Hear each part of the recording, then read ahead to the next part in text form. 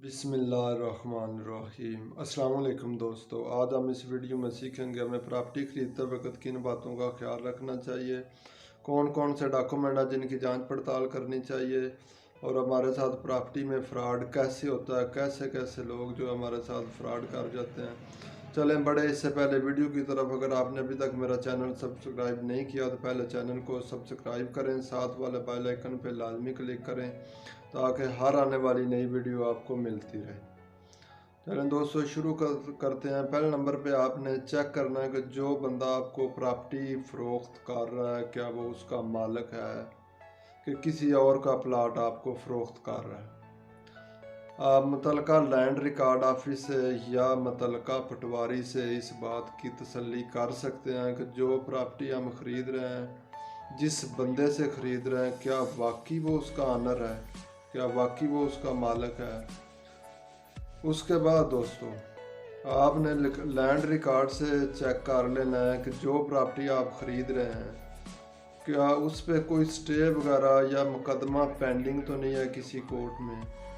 ये आप land record से फ़र्द लेंगे तो फ़र्द की दाएं जानब कंप्यूटराइज फ़र्द जो मिलती है लैंड रिकॉर्ड से, उसकी बाएं जानब एक कोने में स्लाइड बार में लिखा होता है कि अगर उस पर कोई केस पेंडिंग है या कुछ स्टे हुआ था या कुछ सबका रिकॉर्ड याफ्ता है।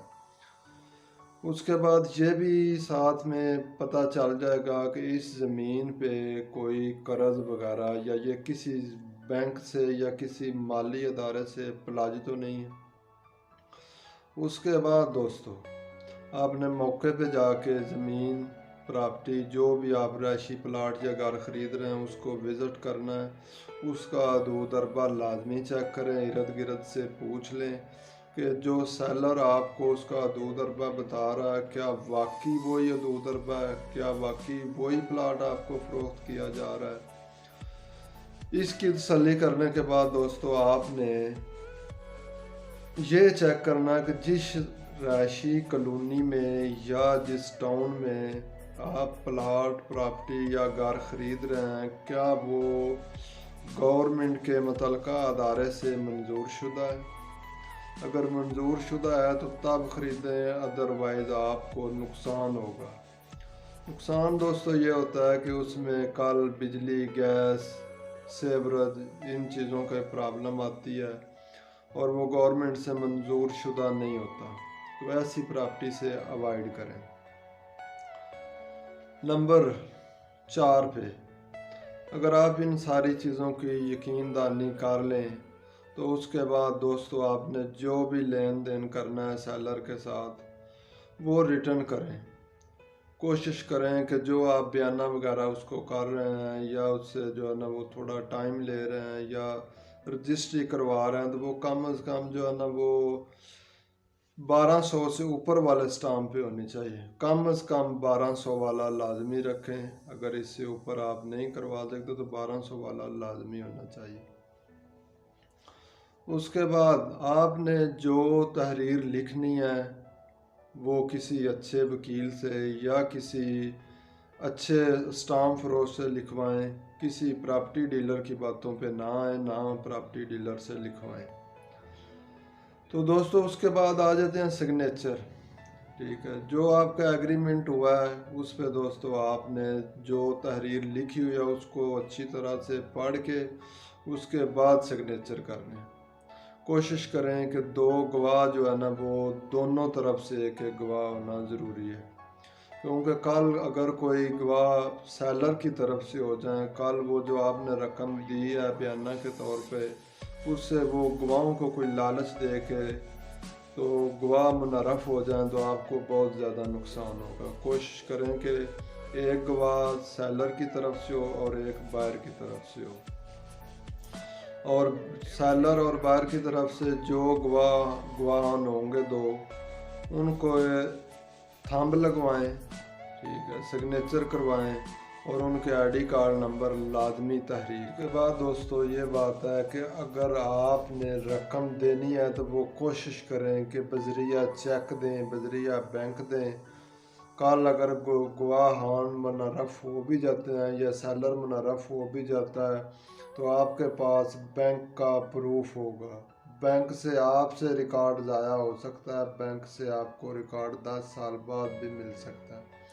तो कोशिश करें कि जो रकम आपने देनी है वो बजरिया बैंक दें। उसके बाद दोस्तों, आपने कभी भी किसी प्रॉपर्टी डीलर की बातों में आके सादा कागज़ पे कभी भी कोई तहरीर नहीं लिखवानी, चाहे वो उस पर हाथ के अंगूठे लगाए, चाहे उस पर ऊपर वो पाँव के अंगूठे लगाए। आपने कभी भी उसकी बातों में नहीं आना और स्टाम्प पे हमेशा जो है ना वो आपने एग्रीमेंट करना, सादा कागज़ को तरजीह नहीं देनी। उसके बाद दोस्तों आ जाता है कि आपने कभी भी लालच में आके कोई सस्ती प्रॉपर्टी नहीं खरीदनी, क्योंकि लालच बुरी बला है। लालच में आप आएंगे तो अपना नुकसान करेंगे, अपनी सारी उम्र की जमा पूंजी आप गंवा बैठेंगे, सारी ज़िंदगी अदालतों के चक्कर लगाएंगे। तो ये मेरी आपको बरादराना मशवरा है कि कभी भी सस्ती प्रॉपर्टी देख के वो ना ख़रीदें। अगर आपने सस्ती ख़रीदनी है तो उसकी हर फोरम से आप उसकी तसल्ली करें, लैंड रिकॉर्ड से करें, बैंक से करें, मुतल्लिका सारे अदारों से करें कि वो प्रॉपर्टी मुतनाज़ा तो नहीं है, वो प्रॉपर्टी किसी किस्म की जो है ना वो फ्रॉड तो नहीं है।